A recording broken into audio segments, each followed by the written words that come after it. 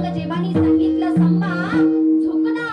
संभाजीराजांनी सांगितलं अरे मी जर झुकलो ना तर माझ्या महाराष्ट्रातील प्रत्येक तरुण कुणा ना कुणा पुढे तरी झुकेल, मेलो तरी चालेल पण झुकणार नाही तुमच्या समोर. 10 जण औरंगजेबाची राक्षसी वृत्तीची माणसं संभाजीराजांच्या जवळ येतात.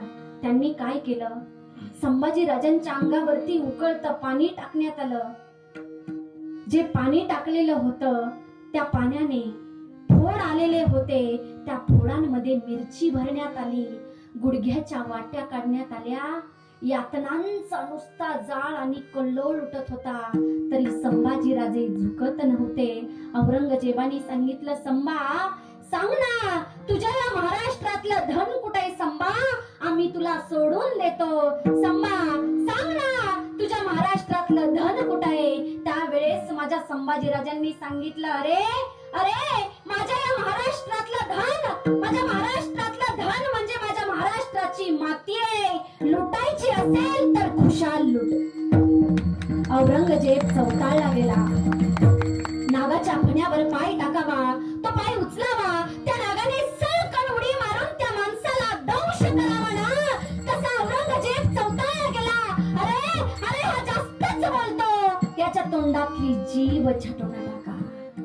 कानावरती आवाज आला, जीभ जाणार ज्या जिभेने आऊसाहेबांच्या पाठी आबासाहेबांच्या पाठीमागे जगदंब जगदंब जगदंब म्हणत गेलो ती जीभ जाणार.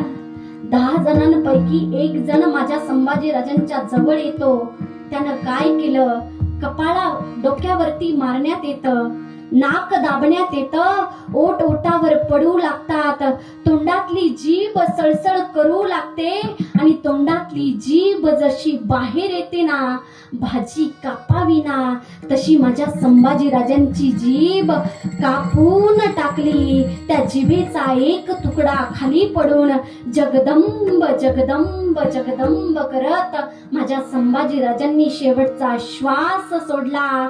शेवटी एकच म्हणेन, अरे विजयासारखी तलवार चालून गेला, निधड्या छातीने उभा हिंदुस्थान हलवून गेला, मुठभर मावळ्यांना एकत्र करून हजारो सैतानांना नडून गेला आणि स्वर्गात गेल्यानंतर 33 कोटी देवांनी ज्याला वाकून मुजरा केला असा एकच मर्द मराठा माझा शंभू राजा होऊन गेला, माझा शंभू राजा होऊन गेला. छत्रपती शिवाजी महाराज की जय, वीर संभाजी महाराज की जय, सत्य सनातन हिंदू धर्म की जय, सत्य सनातन हिंदू धर्म की जय, सत्य सनातन हिंदू धर्म की जय.